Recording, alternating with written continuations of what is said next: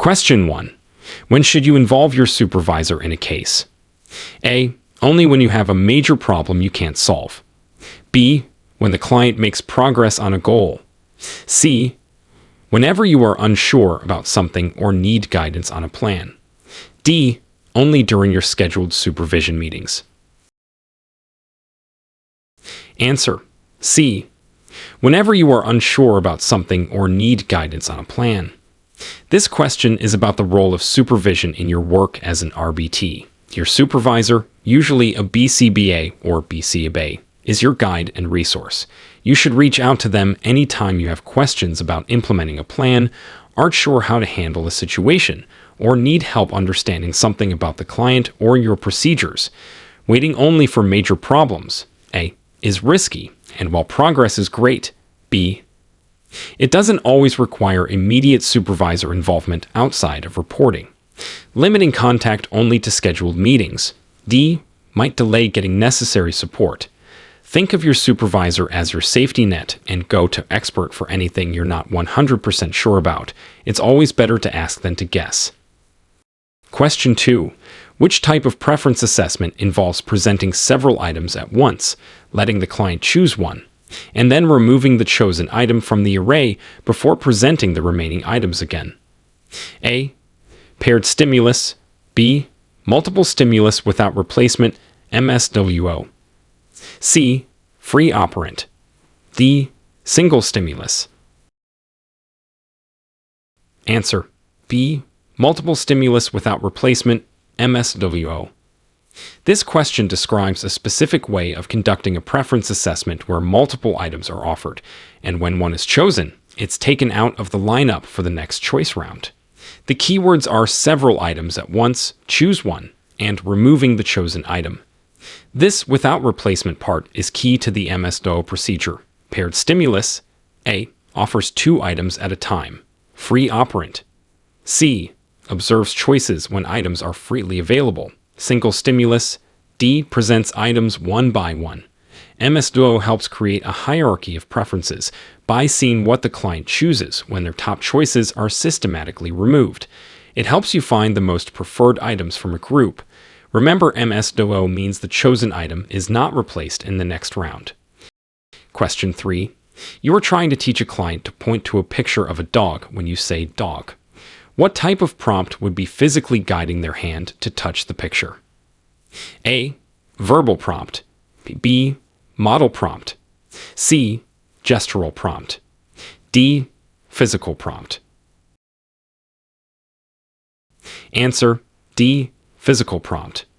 This question is asking you to identify a type of prompt where you physically assist the client to perform the correct action. The phrase physically guiding their hand is the direct clue. A physical prompt involves touching or manipulating the client's body to help them complete the behavior. Verbal prompts. A. Use words. Model prompts. B. Demonstrate the behavior. Gestural prompts. C. Involve pointing or making a motion. Physical prompts provide the most direct assistance. Think of it as literally helping them with your hands to do the task. Question 4.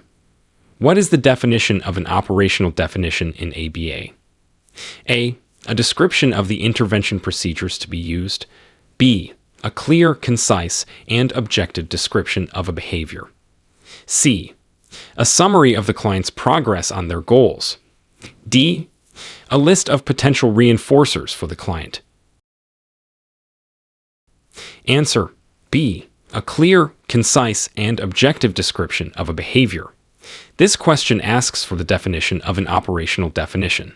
An operational definition is how we precisely define a behavior we want to measure or change so that anyone reading the definition knows exactly what to look for. It must be clear, easy to understand, concise, brief, and objective, describing only what you can see and hear, not feelings or interpretations. This allows different people to observe the same behavior and agree on whether or not it occurred. Options A, C, and D are important parts of ABA, but are not the definition of a behavior. An operational definition is like a detailed instruction manual for identifying a specific behavior. Question 5. An RBT sees a colleague interacting with a client in a way that seems inappropriate and potentially harmful. What is the RBT's ethical responsibility in this situation? A. Do nothing. It's not your client. B. Talk to the colleague directly about your concerns. C. Report the concern to their supervisor immediately. D. Document the incident but wait to see if it happens again. Answer. C. Report the concern to their supervisor immediately. This question is about your ethical responsibility when witnessing potential misconduct or harm. Your primary ethical duty is the safety and well-being of the client. While talking to a colleague, B might seem helpful. The most appropriate and required step is to report the concern directly to your supervisor. They are responsible for addressing ethical issues and ensuring client safety. Doing nothing, A, or waiting, D, could put the client at further risk. Reporting to your supervisor is the correct ethical protocol in such a situation. If you see something that concerns you regarding a client's safety or well-being, report it up the chain of command right away. Question 6. When implementing a behavior plan that uses extinction for attention-seeking behavior, what should you do when the behavior occurs? A. Turn away from the client. B. Continue with the planned activity as if nothing happened. C. Give the client a brief verbal redirection. D. Withhold attention from the behavior. Answer. C. Give the client a brief verbal redirection. This question asks what not to do when implementing extinction for attention-seeking behavior. Extinction involves withholding the reinforcement, in this case, attention. That is maintaining the behavior, turning away. A. Continuing the activity. B. And withholding attention. D. Are all strategies consistent with extinction for attention-seeking. Giving a verbal redirection. C. Is providing attention, even if it's negative attention, which could inadvertently reinforce the behavior you're trying to decrease. The key to extinction for attention is to stop giving any form of attention when the behavior occurs. If the behavior is for attention, don't give it attention. Question 7. Which of the following is an example of a measure of frequency? A. The client screened for 5 minutes. B. It took the client 10 seconds to respond to the instruction. C. The client hit their head 3 times in the session. D. The client engaged in the behavior during 80% of the intervals. Answer. C. The client hit their head 3 times in the session. This question asks you to identify an example of frequency data. Frequency measurement is simply counting how many times a specific behavior occurs. Option A. Measures duration, how long. Option B. Measures latency, time to start. Option D is percentage data from interval recording. Option C gives a count of the behavior instances, 3 times, which is exactly what frequency is. Frequency is just counting how many times you see the behavior happen. Question 8. What is the best way to ensure you are implementing a behavior plan consistently and correctly? A. Implement it based on your best judgment in the moment. B. Rely on your memory of what your supervisor told you. C. Refer to the written behavior plan document regularly. D. Ask the client's parent how they implement it. Answer. C. Refer to the written behavior plan document regularly. This question is about the importance of using the formal documentation provided for the client's plan. The written behavior plan, or skill acquisition plan, is your official guide. It contains the specific, detailed steps for implementing procedures. Relying on memory, B, can lead to inconsistencies or errors. Using your own judgment, A, or asking parents, D, might deviate from the planned, evidence-based strategies designed by the BCBA. Always refer back to the written plan to make sure you are following the steps precisely. Your written plan is your playbook. Stick to it. Question 9. Which schedule of reinforcement is most resistant to extinction once a behavior has been learned? A. Continuous reinforcement, CRF. B. Fixed ratio, FR. C. Variable ratio, VR. D. Fixed interval, FAI. Answer C. Variable ratio, VR. This question asks about which reinforcement schedule makes a behavior most persistent, even when reinforcement is eventually stopped. Extinction. Variable ratio, VR. Schedules provide reinforcement after an unpredictable number of responses, like a slot machine. Because the client doesn't know exactly when the next reinforcement is coming, they are more likely to keep responding for a longer time, even if reinforcement is temporarily stopped, making the behavior very resistant to extinction. Continuous reinforcement, CRF, is easy to extinguish because the client quickly learns reinforcement is no longer coming when it stops. Fixed schedules, FR, FI, can lead to pauses in responding. Think of a VR schedule like gambling. You never know when the next win is coming, so you keep trying. Question 10. What should you do if you are asked to perform a task that is outside of your RBE scope of practice? A. Attempt the task anyway to show initiative. B. Inform your supervisor that you are not trained or authorized to perform that task. C. Ask a colleague if they know how to do it. D. Tell the person asking that you are too busy. Answer B. Inform your supervisor that you are not trained or authorized to perform that task. This question is about working within your professional boundaries and competence as an RBT. Your scope of practice includes only the tasks you have been trained and deemed competent to perform under supervision. It is unethical and potentially harmful to perform tasks you are not qualified for. If asked to do something outside your scope, you must politely but clearly state that it is outside your training and inform your supervisor so they can address it appropriately. Attempting it, A, is unethical. Asking a colleague, C, doesn't make it part of your scope. Making excuses, D, avoids the ethical issue. Know your limits and communicate them to your supervisor. It's part of being a responsible RBT. Question 11. A client makes a whining sound. Behavior: when they want a toy. Tangible: you are told to give them the toy only when they use their communication device to ask for it appropriately. This is an example of which differential reinforcement procedure? A. DURO. Other behavior: B. DRA. Alternative behavior: C. DDRI. Incompatible behavior: D. Extinction. Answer B. DRA. Alternative behavior.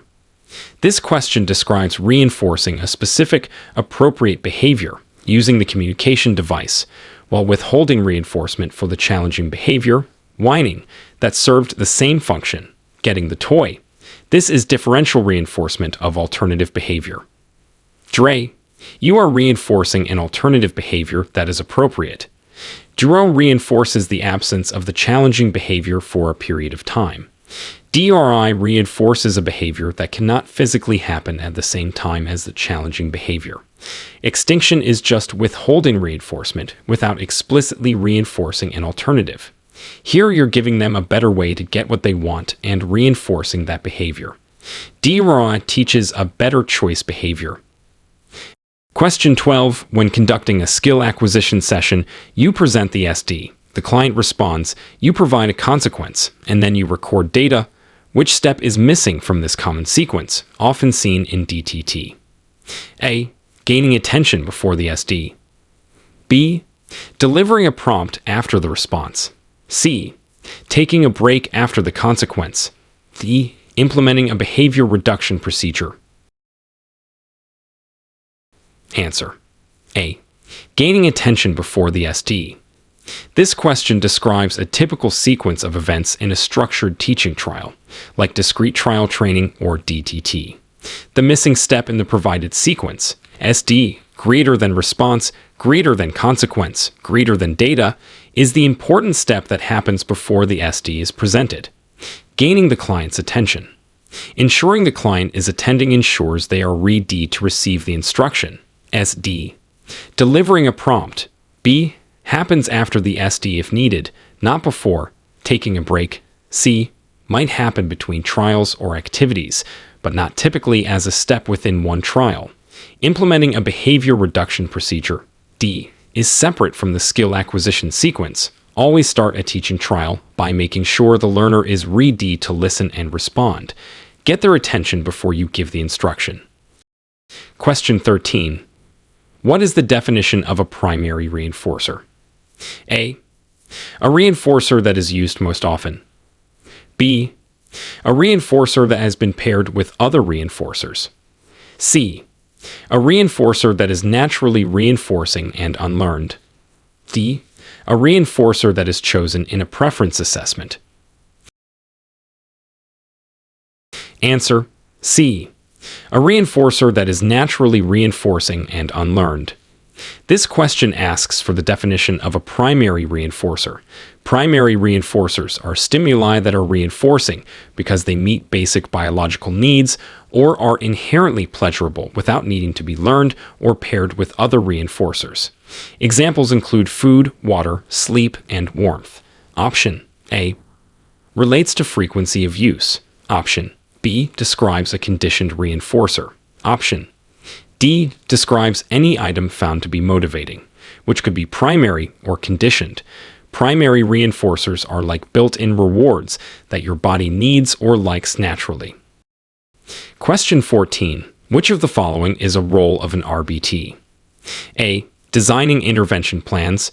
B. Conducting functional behavior assessments independently. C. Implementing skill acquisition and behavior reduction plans developed by a supervisor. D. Providing clinical supervision to other RBTs. Answer: C. Implementing skill acquisition and behavior reduction plans developed by a supervisor. This question asks about the defined role of an RBT. RBTs are paraprofessionals who work under the close supervision of a BCBA or BCABA. Their primary role is to directly implement the behavior intervention plans and skill acquisition programs that their supervisor designs. Designing plans. A. Conducting FBAs independently.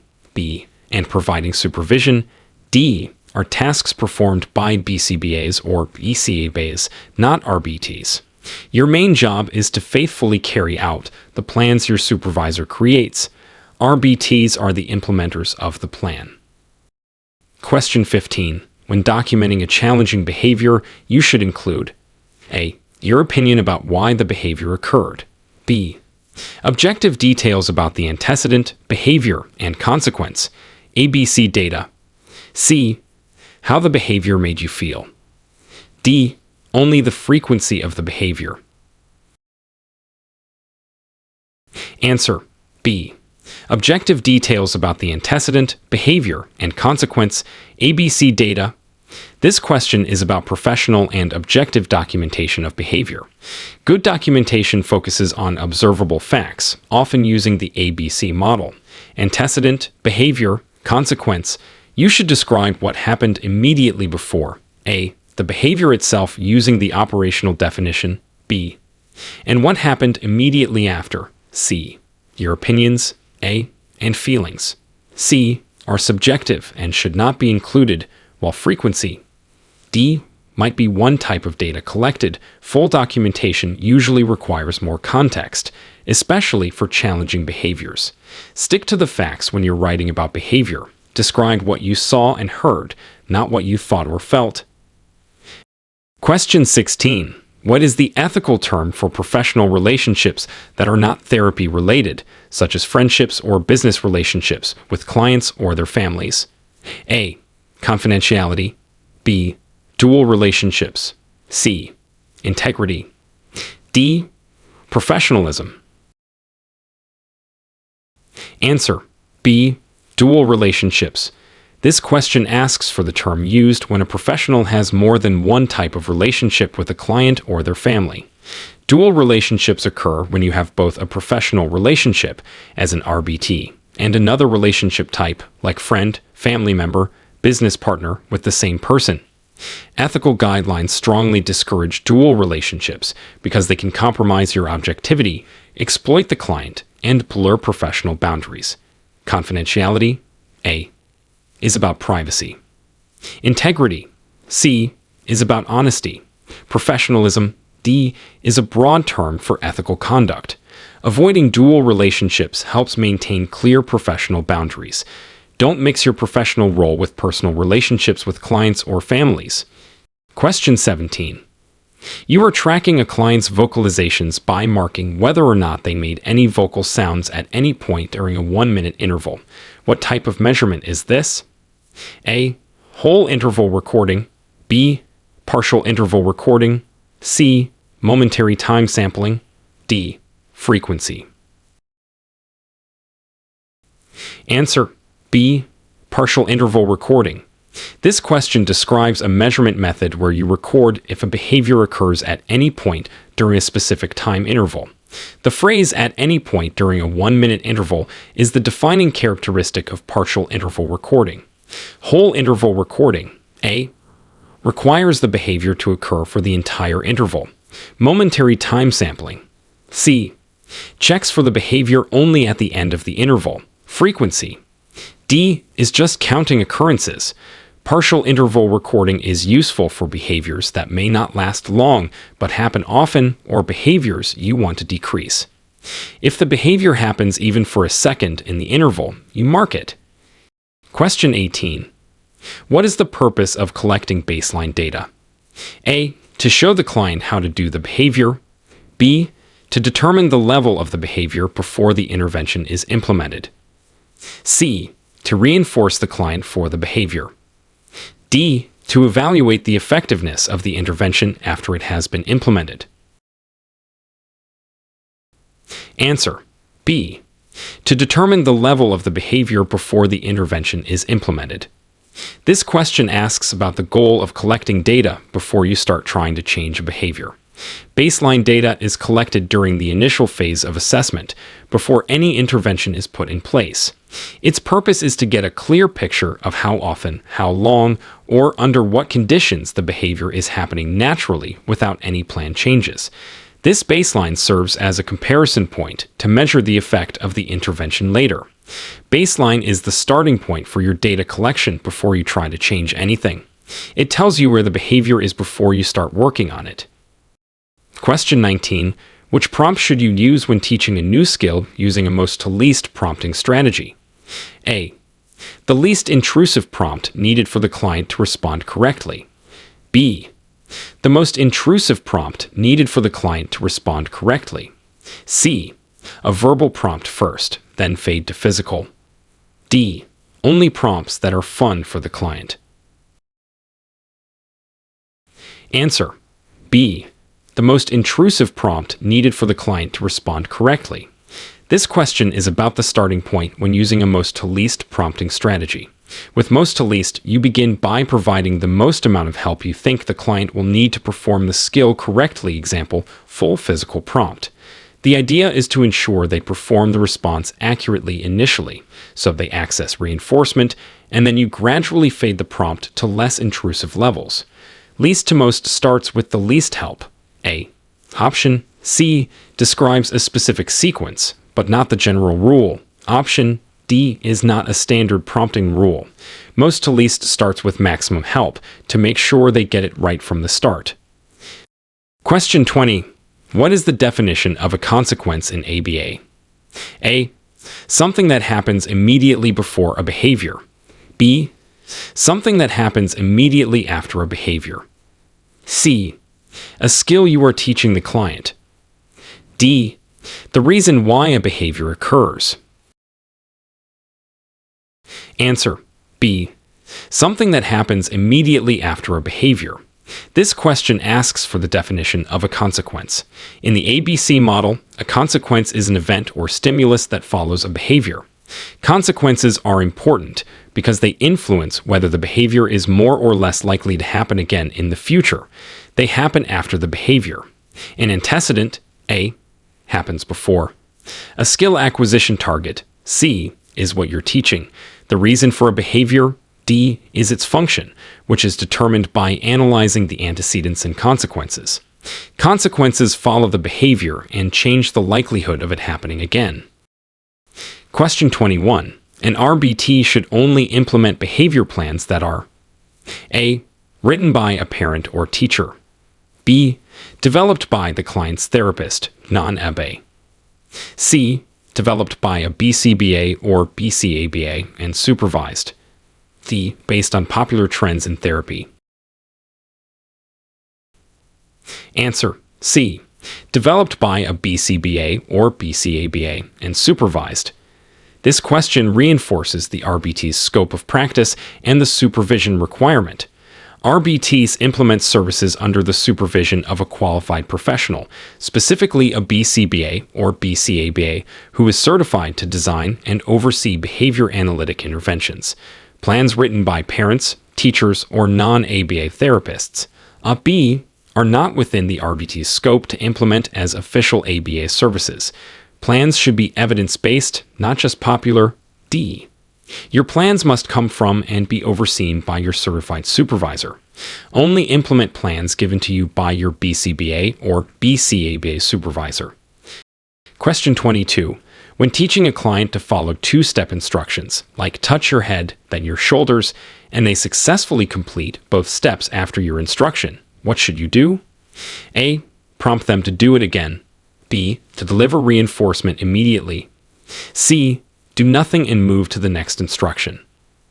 D. Record data later at the end of the session. Answer: B. Deliver reinforcement immediately. This question is about reinforcing correct responses during skill acquisition. When a client correctly performs the target behavior following the two-step instruction, you should provide reinforcement immediately. Immediate reinforcement strengthens the connection between the correct response and the reward, making the behavior more likely to occur in the future. Prompting again, A, isn't the correct next step after a correct independent response. Doing nothing, C, means missing a teaching opportunity. Recording data later, D, can lead to errors. Data should be recorded as soon as possible. When they get it right, reinforce right away. Question 23.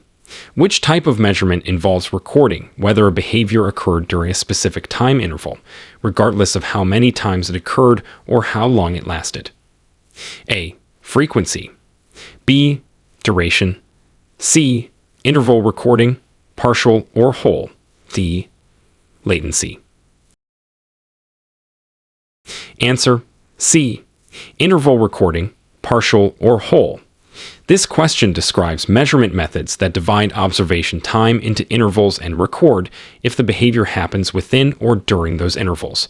The phrase "during a specific time interval," regardless of how many times it occurred or how long it lasted, points to interval recording procedures, specifically partial or whole interval. Frequency counts instances. Duration measures time the behavior lasts. Latency measures time to start. Interval recording uses those time blocks to sample the behavior. Interval recording breaks time into chunks to get a snapshot of the behavior. Question 24. What is the term for a stimulus that signals that reinforcement is not available for a specific behavior? A. SD. Discriminative stimulus. B. S delta. SD. C. Reinforcer. D. Punisher. Answer: B. S delta. SD. This question asks for the term for a stimulus that indicates a behavior will not be reinforced.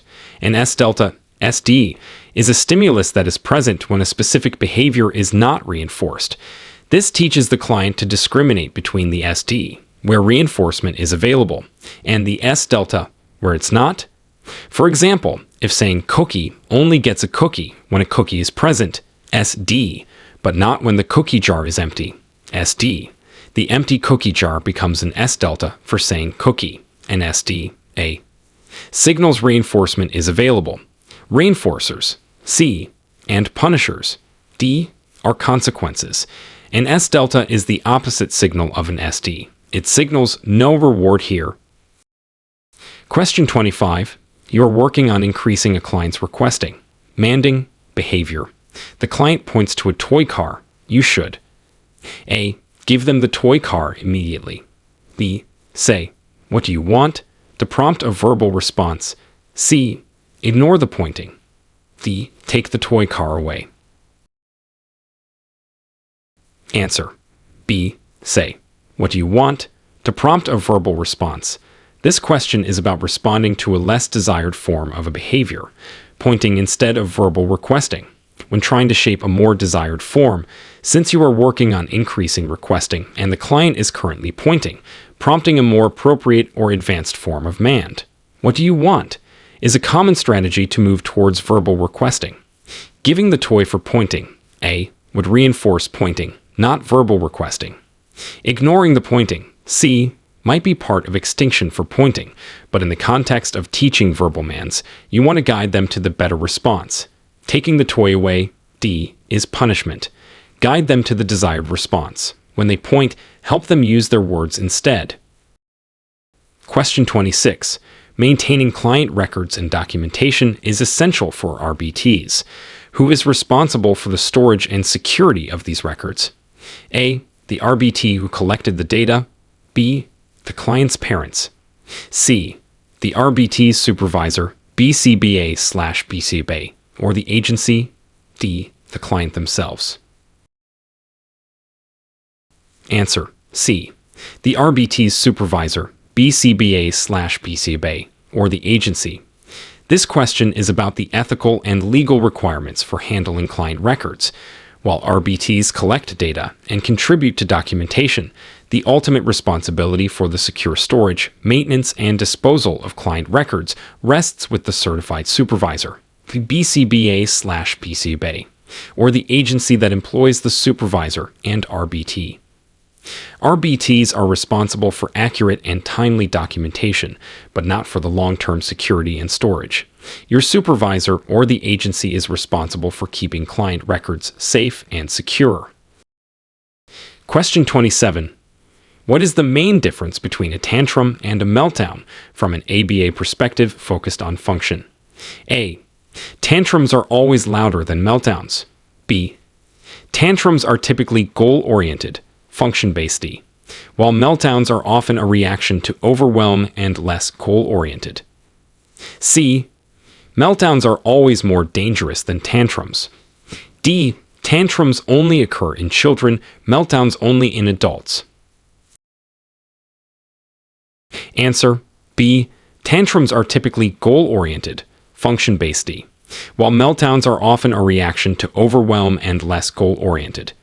This question touches on the difference in understanding behaviors often labeled similarly. In ABA terms, a tantrum is often used to describe behavior that serves a clear function, like getting attention, escaping a task, or getting an item, and may stop when that function is achieved. A meltdown, particularly in individuals with sensory sensitivities or anxiety, is often described as a reaction to being overwhelmed, sensory input, emotional stress, and is less about achieving an external goal. It's more of an internal dysregulation.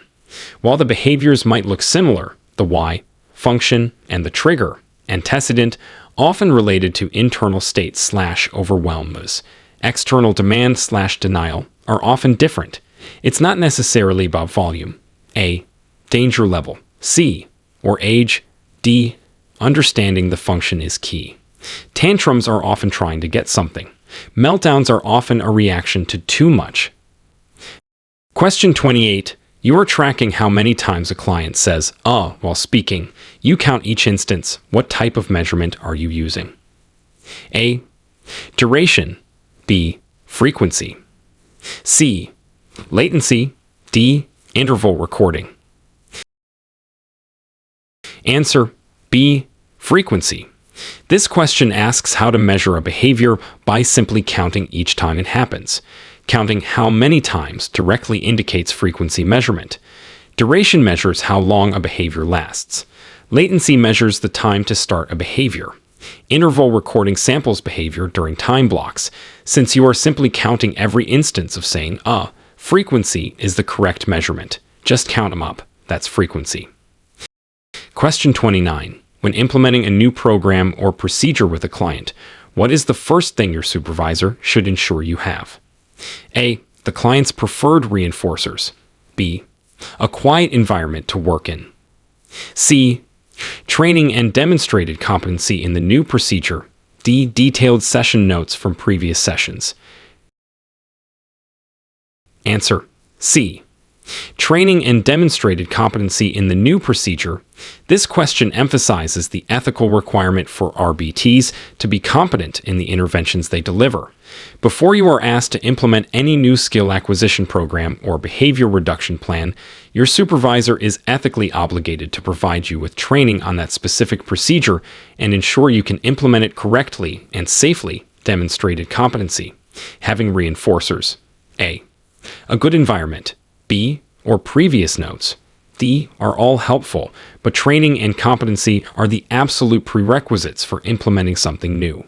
You must be trained and show you know how to do it before you work with the client on it. Question 30. What is the ethical responsibility regarding client privacy when talking about a client? A. You can talk about the client with other RBTs on the team. B. You can talk about the client with your supervisor. C. You should only discuss client information with those directly involved in their care, and with proper authorization, maintaining confidentiality. D. You can discuss general information about the client in public places, as long as you don't use their full name. Answer. C. You should only discuss client information with those directly involved in their care, and with proper authorization, maintaining confidentiality. This question addresses client confidentiality, a core ethical principle. You should only share client information with individuals who have a legitimate need to know for treatment purposes, and who are authorized to receive that information, usually specified in consent forms. Discussing with your supervisor, B, is typically authorized and necessary. Discussing with other RBTs on the team, A, is often necessary if they work with the same client, but requires authorization and should only include relevant information. Discussing in public or without authorization/need to know, D, is a violation of confidentiality. Keep client information private and only share with authorized people involved in their care. Protect client privacy like it's your own. Question 31. What is the definition of reinforcement? A consequence that makes a behavior less likely to occur in the future. B, a consequence that makes a behavior more likely to occur in the future. C, a signal that tells you when to do a behavior. D, a prompt that helps you do a behavior. Answer. B, a consequence that makes a behavior more likely to occur in the future. This question asks for the definition of reinforcement, a fundamental principle in ABA. Reinforcement is any consequence that follows a behavior and increases the probability that the behavior will happen again in similar situations. It can be positive, adding something preferred, or negative, removing something aversive, but the result is always an increase in behavior. Option A describes punishment. Option C describes an SD. Option D describes a prompt. Reinforcement strengthens behavior. If the behavior increases because of what happened after, it was reinforced. Question 32. Which type of data collection would be most appropriate for measuring stereotypical behaviors, like hand flapping or rocking that occur continuously for periods? A. Frequency. B. Duration. C. Latency. D. Partial interval recording. Answer. B. Duration. This question asks how best to measure behaviors that happen for a continuous amount of time. Stereotypical behaviors like hand flapping or rocking often occur for extended periods, making duration, how long the behavior lasts, a very informative measurement. While you could count instances with frequency, A, it might not capture the severity or amount of time engaged. Latency, C, measures time to start. Partial interval recording, D gives an estimate, but duration provides the actual time spent engaging in the behavior. To know how much time the client is spending on the behavior, measure its duration. Question 33. When is it acceptable to accept a gift from a client or their family? A. If it is inexpensive and clearly given out of gratitude, and agency policy allows it. B. If the family insists and would be offended if you refused. C. Anytime they offer you a gift. D. Never, under any circumstances. Answer. A. If it is inexpensive and clearly given out of gratitude, an agency policy allows it. This question is about navigating the ethical guidelines around accepting gifts. While many agencies have strict no-gift policies, ethical codes often allow for accepting inexpensive symbolic gifts, like a homemade card or a small box of chocolates given to the whole team, when it's clear they are tokens of appreciation and not intended to influence the professional relationship. However, you must always follow your agency's specific policy, which may be stricter. Expensive gifts should always be politely declined. Option B prioritizes the family's feelings over ethical considerations. Option C is too broad. Option D is often the policy but not always the ethical code's absolute stance. Although it's the safest route if unsure, always check your agency policy. But generally, small, non-monetary gestures of gratitude might be acceptable if allowed. Follow your agency's rules on gifts. Question 34. What is the purpose of a skill acquisition plan? A. To identify challenging behaviors to decrease. B. To outline the steps for teaching a specific new skill. C. To determine the function of a behavior. D. To assess the client's preferences. Answer B. To outline the steps for teaching a specific new skill. This question asks about the purpose of a skill acquisition plan. These plans are developed by supervisors to guide the RBT in teaching new skills to the client. They break down the skill into manageable steps, specify the teaching procedures, like prompting, chaining, criteria for mastery, and how to reinforce correct responses. Identifying challenging behaviors, A, is part of a behavior reduction plan or functional assessment. Determining function, C, is done through functional assessment. Assessing preferences, D, is done through preference assessments. A skill acquisition plan is the how-to guide for teaching a new skill. Question 35. Which term describes a decrease in behavior because it no longer produces the reinforcement that previously maintained it? A. Punishment. B. Extinction. C. Response cost. D. Timeout. Answer B. Extinction. This question asks about the procedure where a behavior decreases because the reward for it is stopped.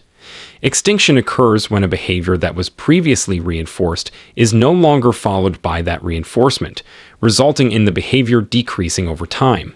Punishment A. Involves adding an aversive stimulus or removing a positive one as a consequence to decrease behavior. Response cost C. And timeout D are specific forms of punishment or procedures involving reinforcement removal from the environment. Extinction is specifically about withholding the usual reinforcement. When the reward stops, the behavior decreases. That's extinction. Question 36. When using a token economy system, what does the client earn the tokens for? A. Engaging in challenging behavior. B. Completing demands incorrectly. C. Engaging in specific target behaviors, example, correct responses, appropriate behavior. D. Just being present in the session. Answer C. Engaging in specific target behaviors, example, correct responses, appropriate behavior. This question is about how a token economy works. In a token economy, clients earn tokens, which are conditioned reinforcers, immediately after performing specific, desired behaviors that are outlined in the plan. These tokens are saved up and can later be exchanged for a larger, predetermined reinforcer, the backup reinforcer. Tokens are earned for doing the right thing. Options A. And B would reinforce incorrect or challenging behavior. Option D is not contingent on specific behavior. Tokens are rewards earned for doing the target behaviors. Question 37. What is the term for providing reinforcement contingent on the absence of a challenging behavior for a specific period of time? A. DRA. Differential reinforcement of alternative behavior. B. DDRI. Differential reinforcement of incompatible behavior. C. DRO. Differential reinforcement of other behavior. DCRF. Continuous reinforcement. Answer C. DRO. Differential reinforcement of other behavior. This question describes a specific type of differential reinforcement. Differential reinforcement of other behavior. The DRO involves reinforcing the client if the challenging behavior does not occur for a specified duration of time or within a specific interval. You reinforce the absence of the problem behavior, reinforcing any other behavior or lack of behavior, as long as the target problem behavior isn't happening. DRA. A. Reinforces a specific alternative behavior. DRI. B. Reinforces a specific incompatible behavior. CRF. D. Reinforces a behavior every time it occurs. DRO rewards the client for not doing the target problem behavior. Question 38. You are teaching a client to imitate clapping hands. You say, "Do this and clap your hands." The client then claps their hands. The client's clapping is the A. Antecedent. B. Behavior. Response. C. Consequence. D. Stimulus. Answer B. Behavior. Response. This question is asking you to identify the client's action in a teaching trial. In the ABC model, the behavior is the observable action the client performs, your instruction and modeling. Do this plus clapping hands are the antecedent stimuli. The client's clapping is their response to that antecedent. The consequence is what follows the client's clapping example reinforcement. The client's action is the behavior or response you are interested in. The behavior is what the person does. Question 39. Which part of a written behavior plan should you always refer to when you are unsure if a specific instance of behavior meets the definition? A. The goal of the plan. B. The measurement procedures. C. The operational definition of the behavior. D. The consequence procedures. Answer C. The operational definition of the behavior. This question emphasizes the critical importance of the operational definition. If you are questioning whether a behavior you observed counts as the target behavior described in the plan, you must refer to the operational definition. This definition provides the objective, observable criteria that determine whether an instance of behavior fits the definition. The goal, A, is the outcome. Measurement procedures, B, tell you how to count or measure. Consequence procedures, D, tell you what to do after the behavior. The operational definition is the rule book for identifying the behavior. The operational definition tells you exactly what the behavior looks like. Question 40. What is the ethical responsibility of an RBT if they witness or suspect abuse or neglect of a client? A. Do nothing. It is the supervisor's responsibility. B. Confront the person you suspect. C. Immediately report it to your supervisor and / or the appropriate authorities, example, Child Protective Services, following mandated reporting guidelines. D. Document it and wait to see if it happens again before reporting. Answer C. Immediately report it to your supervisor and / or the appropriate authorities, example, Child Protective Services, following mandated reporting guidelines. This question addresses a critical ethical and legal responsibility. Mandated reporting. RBTs are mandated reporters, meaning they are legally required to report suspected abuse or neglect. You must immediately report your concerns to your supervisor, and depending on your location and agency policy, you may also be required to report directly to the relevant protective services agency. Confronting the suspected abuser, B, can be dangerous and compromise an investigation. Doing nothing, A, or waiting, D, is unethical and illegal. Protecting the client is the absolute priority. If you suspect abuse or neglect, report it immediately through the proper channels. Question 41. When using a most to least prompting procedure, how do you decide when to fade to a less intrusive prompt? A, when the client starts making errors. B, after a set number of trials at the current prompt level, regardless of performance. C, when the client correctly performs the target behavior at the current prompt level for several consecutive trials. D, when the client asks for less help. Answer C. When the client correctly performs the target behavior at the current prompt level for several consecutive trials. This question is about fading prompts in a most to least procedure. You start with a high level of help and reduce it as the client becomes more independent. You fade to a less intrusive prompt after the client shows they can consistently perform the target behavior correctly with the current level of prompting, often measured by a criterion like 3 consecutive correct responses. You don't fade when they make errors, A, or just because a certain number of trials have passed, B. While client request, D, is great, fading is typically based on demonstrated mastery. Fade the prompt when they show they can do it with less help. Question 42. What is the term for breaking down a complex skill into smaller, manageable steps? A. Shaping. B. Task analysis. C. Prompting. D. Generalization. Answer. B. Task analysis. This question asks for the specific term used to describe the process of breaking a skill into sequential steps.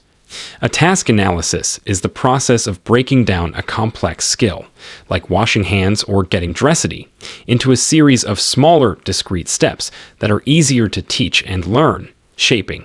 A. Modifies a single behavior. Prompting. C. Is providing help. Generalization. D. Is applying skills in new ways.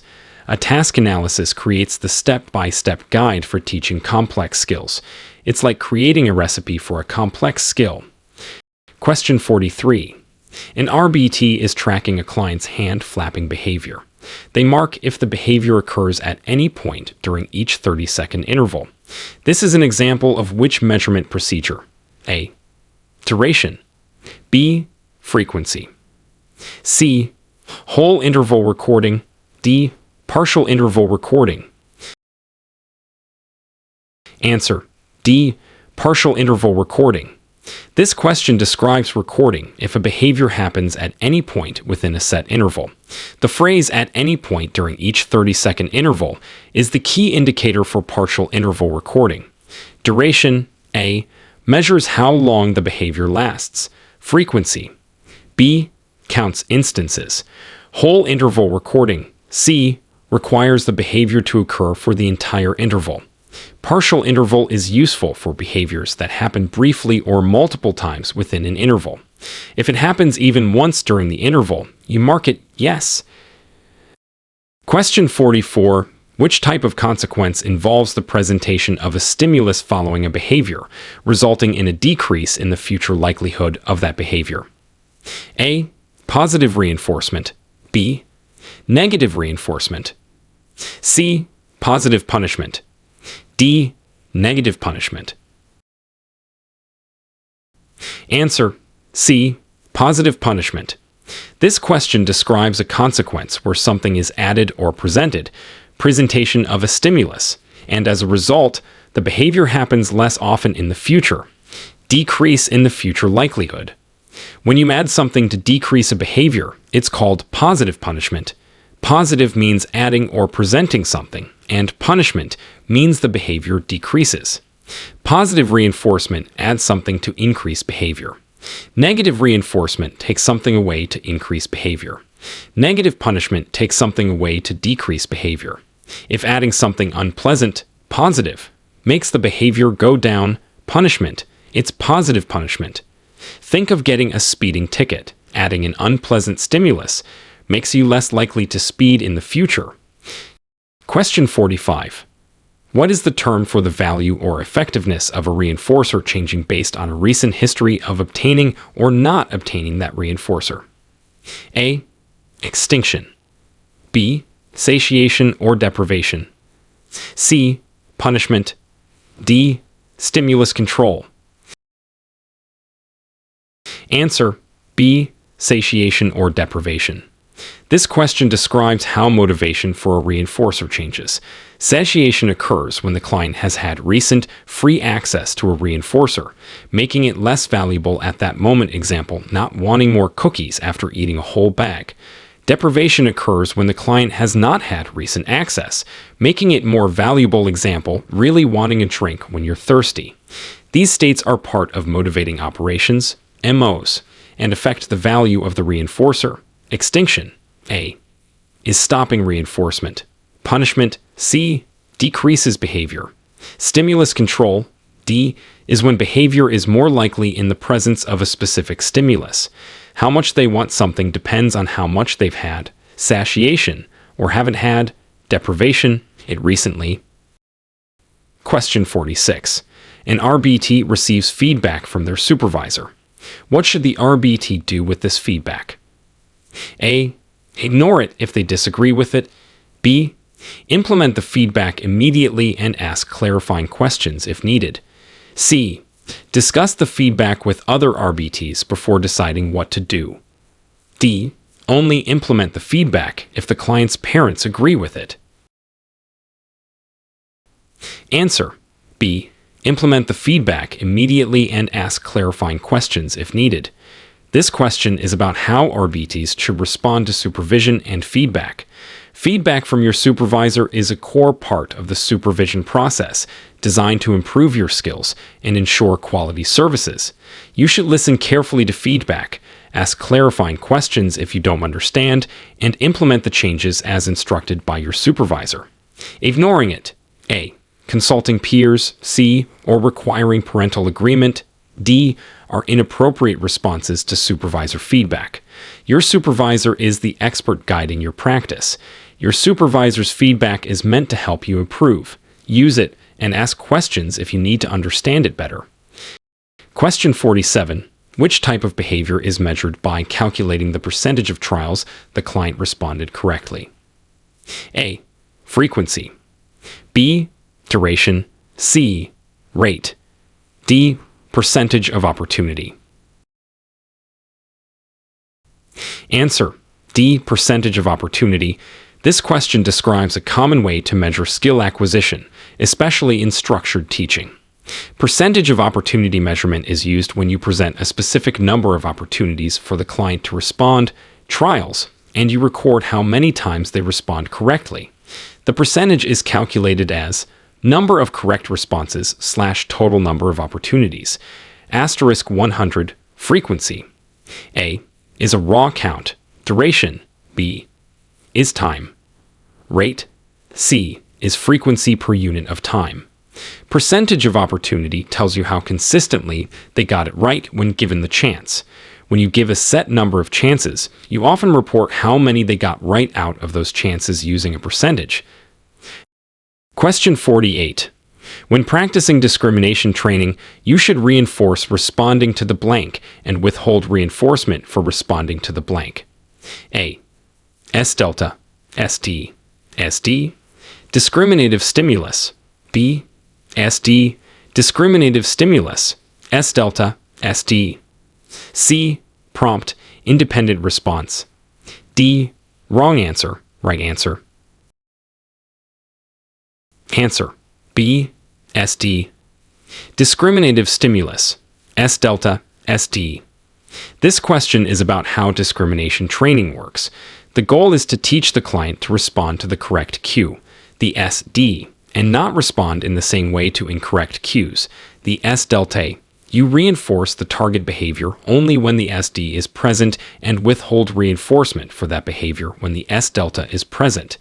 This helps the client discriminate or tell the difference between the stimuli. You reinforce when the green light, SD, is on and don't when the red light, S delta, is on. Reinforce the response in the presence of the SD. Don't reinforce it in the presence of the S delta. Question 49. Which professional is typically responsible for designing and overseeing the implementation of behavior intervention plans and skill acquisition programs? A, Registered Behavior Technician, RBT. B, Board Certified Assistant Behavior Analyst, BACB, or Board Certified Behavior Analyst, BACB. C, Client's Parent or Guardian. D, Special Education Teacher. Answer, B, Board Certified Assisted Behavior Analyst, BACB, or Board Certified Behavior Analyst, BACB. This question clarifies the roles within a typical ABA team. RBTs, A, are primarily responsible for implementing plans, while parents, C, and teachers, D, are crucial team members and provide valuable input.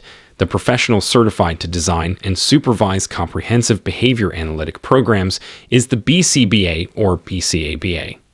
They conduct assessments, develop plans, and supervise the RBTs who work directly with the client. The BCBA or BCABA is the lead clinician who writes the plans you follow. Question 50.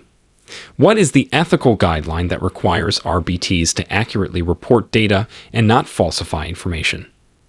A. Confidentiality. B. Professional boundaries. C. Integrity. D. Responsibility.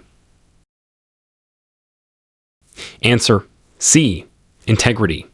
This question asks about the ethical principle of being honest and truthful in your professional duties.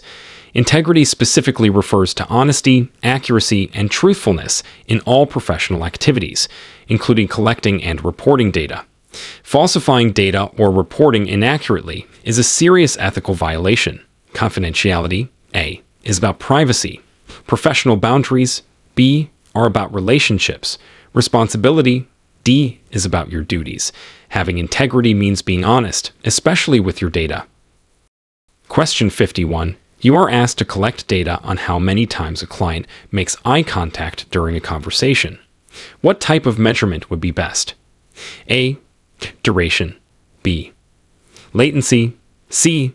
Frequency. D. Whole interval recording. Answer: C. Frequency. This question asks you to count the number of times the specific behavior occurs. How many times is the direct clue for using frequency measurement? You would simply count each instance of eye contact. Duration, A, would measure how long each instance of eye contact lasts. Latency, B, would measure the time from a cue, like a question, to the start of eye contact. Whole interval recording, D, isn't ideal as eye contact is often brief. Counting each time it happens is frequency. Counting occurrences is frequency measurement. Question 52. What is the term for a stimulus that, when added following a behavior, increases the future likelihood of that behavior? A. Positive punishment. B. Negative punishment. C. Positive reinforcement. D. Negative reinforcement. Answer: C. Positive reinforcement. This question describes a consequence where something is added or presented when added following a behavior, and as a result, the behavior happens more often in the future, increases the future likelihood. This is positive reinforcement. Positive means adding something, and reinforcement means the behavior increases. Positive punishment adds something to decrease behavior. Negative punishment takes something away to decrease behavior. Negative reinforcement takes something away to increase behavior. Adding something good, positive, to make a behavior happen more often, reinforcement, is positive reinforcement. Question 53. Which of the following is an example of a skill that might be taught using chaining? A. Saying more to request an item. B. Identifying a red ball. C. Washing hands. D. Pointing to a picture when the therapist says the name. Answer: C. Washing hands. This question asks you to identify a skill that involves a sequence of steps, which is suitable for chaining. Washing hands is a complex skill made up of many smaller steps performed in a specific order. Turn on water, wet hands, get soap, rub hands, rinse, turn off water, dry hands. Skills like requesting, A. Identifying, B. and pointing, D. are typically taught as single responses, or discrimination. Chaining is used for multi-step routines. Chaining is for skills that have lots of steps you do in a specific order. Question 54. When graphing duration data, the y-axis, vertical axis, typically represents A. The number of sessions. B. The length of time the behavior occurred. C. The type of behavior measured. D. The percentage of intervals. Answer: B. The length of time the behavior occurred. This question is about understanding what the axes represent on a graph in ABA. The I-axis, vertical, always represents the measurement of the behavior. In this case, since the behavior is being measured by duration, the I-axis would show units of time, seconds, minutes, hours, indicating how long the behavior lasted. The X-axis represents time, sessions, days, the type of behavior. C is indicated by the graph title and labels. Percentage of intervals. D is a different type of measurement, plotted on the I-axis when using interval recording. The I-axis shows how much of the behavior, based on your measurement type, occurred. The I-axis shows the measurement value. Question 55. What does it mean to take ABC data? A. Record the appearance, body language, and communication of the client. B. Record the antecedent, behavior, and consequence of a behavior. C. Record the activities, breaks, and compliance during the session. D. Record the amount, baseline, and change in behavior. Answer. B. Record the antecedent, behavior, and consequence of a behavior. This question asks about the components of ABC data collection. ABC stands for antecedent. What happened immediately before the behavior? Behavior, the behavior itself, defined operationally, and consequence. What happened immediately after the behavior? Collecting ABC data helps the team understand the context and potential function of a behavior. Options A, C, and D are not standard ABC components in ABA. ABC data helps you figure out the story around a behavior. What triggered it and what happened because of it? Question 56. When implementing a behavior reduction plan, consistency among all people working with the client is A. Important but not essential. B. Not necessary as long as the RBT is consistent. C. Crucial for the plan to be effective. D. Only necessary for severe behaviors. Answer. C. Crucial for the plan to be effective. This question emphasizes the importance of consistency in ABA interventions, especially for behavior reduction.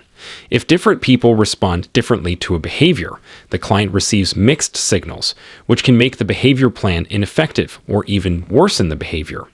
Consistency ensures that the consequences for the behavior are delivered reliably, helping the client learn what to expect. Consistency means everyone involved follows the plan the same way. Everyone being on the same page is absolutely crucial for success. Question 57. Which term describes a type of prompting where you demonstrate the behavior you want the client to imitate? A. Physical prompt. B. Verbal prompt. C. Model prompt. D. Gestural prompt.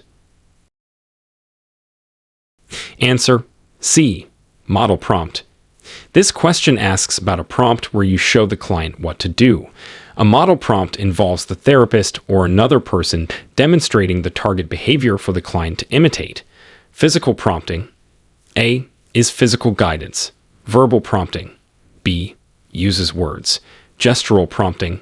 D. Uses pointing or gestures. Modeling is showing the client exactly what you want them to do. You are providing a model for them to copy. Question 58. When calculating the percentage of intervals for partial interval recording, what do you divide the number of intervals with the behavior by? A. The total number of minutes in the session. B. The total number of occurrences of the behavior. C. The total number of intervals observed. D. The total number of correct responses. Answer. C. The total number of intervals observed. This question is about calculating percentage data from interval recording. To get the percentage of intervals where the behavior occurred, using partial or whole interval recording, you take the number of intervals where you marked the behavior as occurring and divide it by the total number of intervals you observed during the session. Then multiply by 100 to get a percentage. You're calculating the percentage of intervals where the behavior happened. Percentage is calculated by taking the number of intervals with the behavior and dividing it by the total number of intervals. Question 59. What is the primary focus of RBT ethical guidelines? A. Protecting the agency's reputation. B. Ensuring the RBT gets paid fairly. C. Protecting the rights, welfare, and dignity of the client. D. Making sure all behaviors are eliminated. Answer: C. Protecting the rights, welfare, and dignity of the client. This question asks about the main purpose of the ethical code for RBTs. All ethical guidelines in ABA, including those for RBTs, are centered around protecting the individuals receiving services. This includes ensuring their safety, privacy, right to effective treatment, and being treated with respect and dignity, while agency reputation, A, and fair pay, B, are important. They are secondary to client well-being. Eliminating all behaviors, D, is not a goal and would be unethical. The goal is meaningful behavior change. The client's well-being and rights are always the top ethical priority. Ethics are all about keeping the client safe and treating them well. Question 60. Which type of generalization involves performing a skill in a different location or with different people than where it was taught? A. Stimulus generalization. B. Response generalization. C. Maintenance. D. Discrimination. Answer: A. Stimulus generalization. This question describes stimulus generalization, which is when a behavior that was learned in the presence of one stimulus or set of stimuli, like the therapy room and therapist, occurs in the presence of different but similar stimuli, like home with a parent or at school with a teacher. The stimulus context changes, but the behavior still occurs. Response generalization. B is performing different but functionally equivalent behaviors. Maintenance.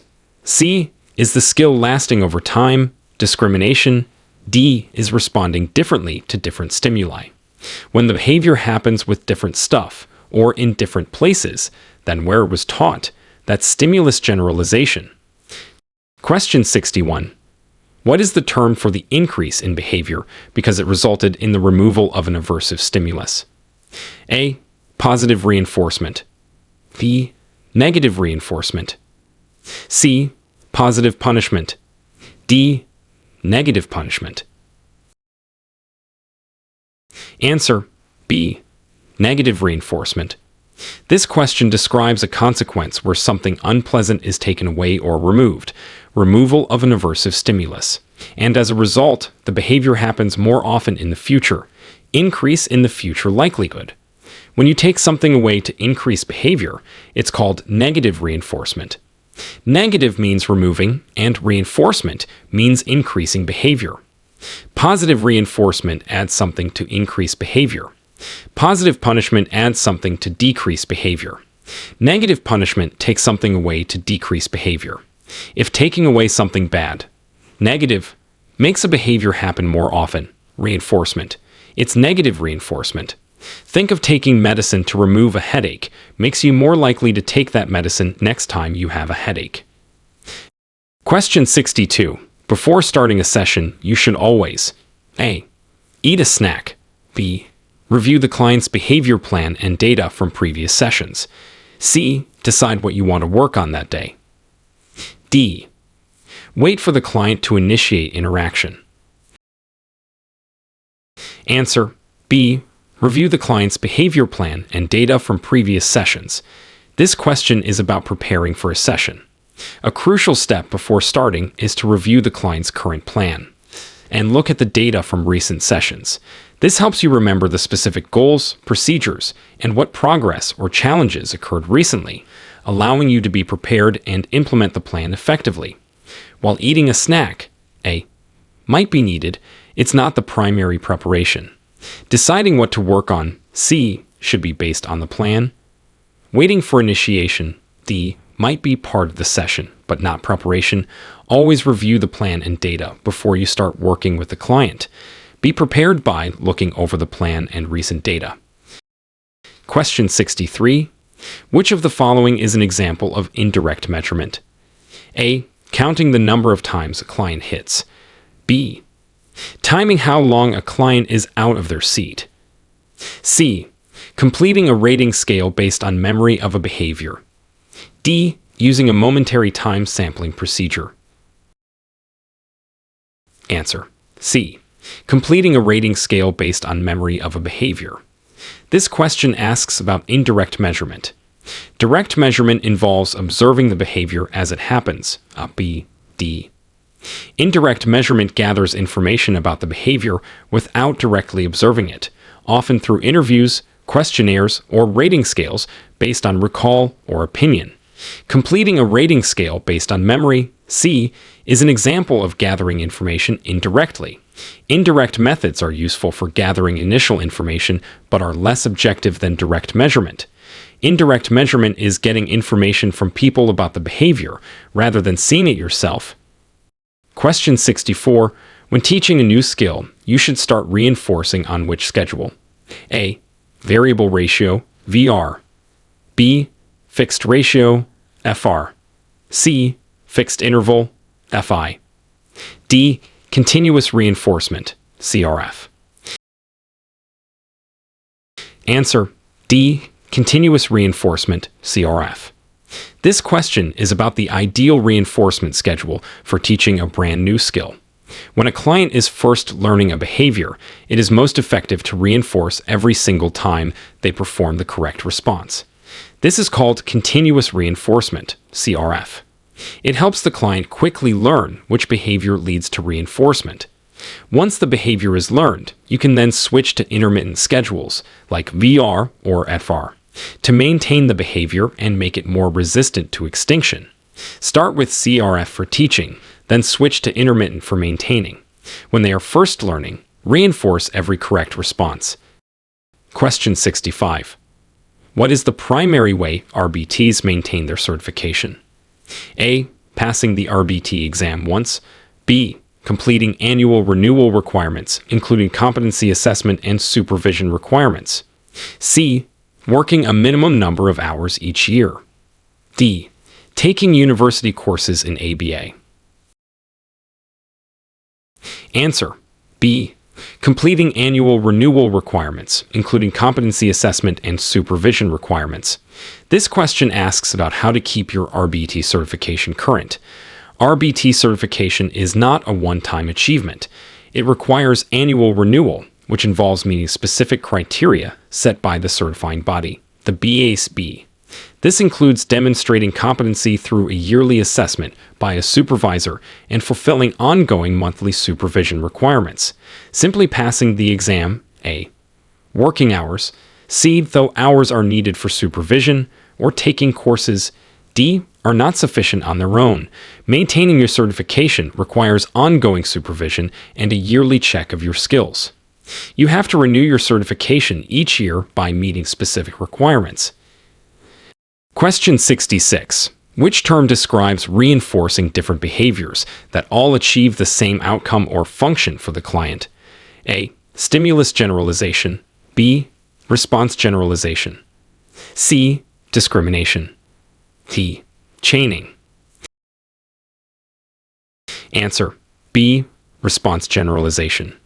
This question describes response generalization, which is when a client learns a behavior in response to a stimulus and then starts performing other different behaviors that serve the same purpose in the presence of that stimulus. For example, if a child learns to ask for a cookie by saying cookie, response generalization might occur if they also start saying want cookie or pointing to the cookie to ask for it. Stimulus generalization, A, is doing the same behavior in different situations. Discrimination, C, is responding differently. Chaining, D, is a sequence of steps. Response generalization is when the client finds different ways to get the same result. The response changes, but the outcome is the same. Question 67. When implementing a behavior reduction plan, what is the main reason you need an operational definition of the challenging behavior? A. To decide which consequence to use. B. To ensure everyone collects data on and responds to the exact same behavior. C. To determine the function of the behavior. D. To know how long the behavior should last. Answer. B. To ensure everyone collects data on and responds to the exact same behavior. This question highlights the purpose of an operational definition in a behavior plan. When multiple people are working with a client, it's crucial that they all agree on exactly what the target behavior looks like. An operational definition provides that clear, objective description so that everyone is observing and measuring the same thing and knows when to implement the planned intervention. Consequence. It helps ensure consistency. While it relates to consequences, A, and understanding function, C, its direct purpose is clear identification for consistent measurement and intervention. The operational definition makes sure everyone is looking for the identical behavior. Question 68. You are teaching a client to imitate you tapping your head. You say, "Do this," SD, and tap your head, model. The client taps their head, response. You give them a high five. Consequence/reinforcement. What is the model in this example? A. The instruction, "Do this." B. Tapping your head. C. The client tapping their head. D. Giving a high five. Answer. B. Tapping your head. This question asks you to identify the specific stimulus that serves as the example for the client to copy in an imitation trial. In this case, you saying "do this" is the instruction, as D, and your action of tapping your head is the model you are providing for the client to imitate. The client tapping their head is the response. The high five is the consequence, reinforcement. The model is the behavior you want the client to copy. The model is what you show them how to do. Question 69. If a client engages in a behavior and gets to escape from a task they dislike, and the behavior increases in the future, what function is the behavior likely serving? A. Escape. B. Tangible. C. Attention. D. Automatic. Answer. A. Escape. This question describes a situation where a behavior is followed by the removal of an unpleasant situation, escaping a task, and this makes the behavior happen more often in the future. This pattern is characteristic of the escape function. The client is doing the behavior to get away from something they find aversive. Tangible. B is getting an item. Attention. C is getting social interaction. Automatic. D is sensory input. If the behavior helps them get out of something, the function is likely escape. If the behavior helps them get away from something, the function is likely escape. Question 70. Why is it important to use client-centered language and maintain dignity? A. It makes your session notes sound more professional. B. It is required by law. C. It respects the client as an individual and builds a positive therapeutic relationship. D. It ensures the client is always compliant. Answer. C. It respects the client as an individual and builds a positive therapeutic relationship. This question is about treating clients respectfully. Using client-centered language, focusing on the person, not just their diagnosis or behaviors, and treating them with dignity are fundamental ethical practices. It acknowledges the client's worth, promotes a positive relationship, and empowers the individual. While professionalism, A, is a component, the core reason is ethical treatment of the client. C, it is ethically required, though specific language might not always be strictly legally mandated. B, it doesn't guarantee compliance. D, treating clients with respect is ethical and helps build trust. Treat clients with the respect and dignity you would want for yourself. Question 71. When using total task chaining, how many steps of the task analysis do you prompt the client through in each learning trial? A. Only the first step. B. Only the last step. C. All of the steps. D. Steps they haven't mastered yet. Answer. C. All of the steps. This question asks about the total task chaining procedure. In total task chaining, you attempt to prompt the client through every single step of the task analysis in each learning trial, providing assistance, prompting, for any step they cannot do independently. You continue until the client can perform the entire chain independently. Forward chaining. A. Teaches the first step first. Backward chaining. B. Teaches the last step first. Option D is more characteristic of using prompting within other teaching methods, not the definition of total task chaining itself, which involves attempting the whole task. Total task chaining means teaching the whole task, all the steps, in every attempt, prompting as needed. Question 72. What is the difference between rate and frequency? A. Rate is used for discrete behaviors, frequency for continuous behaviors. B. Rate is frequency per unit of time. C. Frequency is more accurate than rate. D. There is no difference. They are the same measurement. Answer B. Rate is frequency per unit of time. This question asks about the relationship between rate and frequency. Frequency is a simple count of how many times a behavior occurs. Rate is frequency divided by the unit of time. Example, instances per minute, per hour, per session.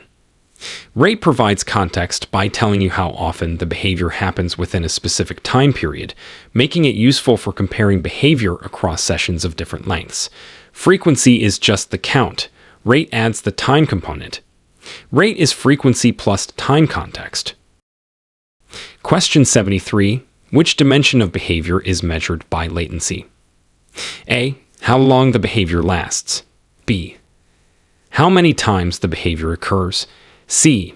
The time between the SD and the start of the behavior. D. The time between two instances of the same behavior. Answer C.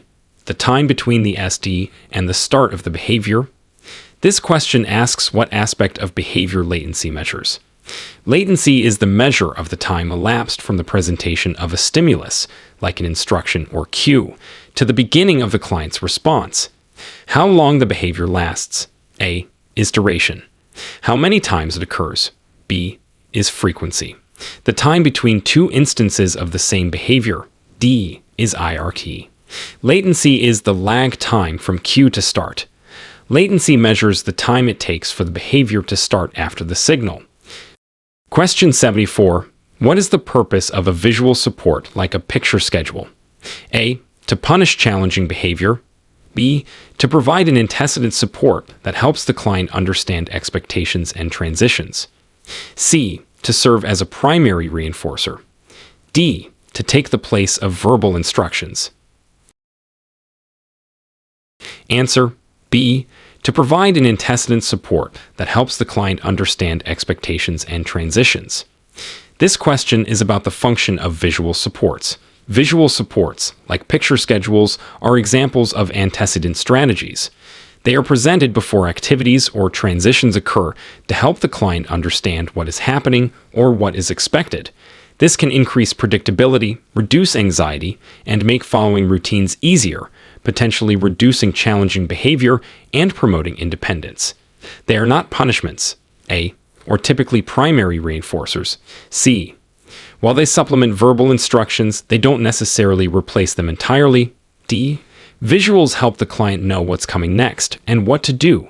Visual supports are antecedent tools to help understanding and transitions. Question 75. If a client needs prompting to complete a step in a task analysis during forward chaining, when do you reinforce? A.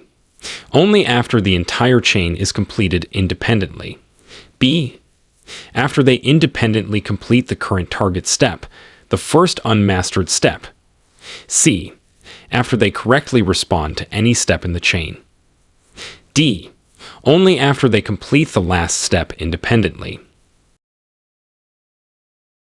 Answer B. After they independently complete the current target step, the first unmastered step. This question is about reinforcement in forward chaining. In forward chaining, you teach the steps in order from beginning to end. You provide prompting for steps the client hasn't mastered, but reinforce only when they independently complete the target step you are currently working on. The first step in the chain, then the first two, and so on. Once that target step is mastered, you reinforce completing that step and moving on to independently complete the next step, and so forth. Reinforcing the entire chain, A, or the last step, D, happens later once more steps are mastered. Reinforcing any step, C, isn't the specific procedure, In forward chaining, you reinforce completing the step you are currently teaching independently. Reinforce when they do the target step on their own.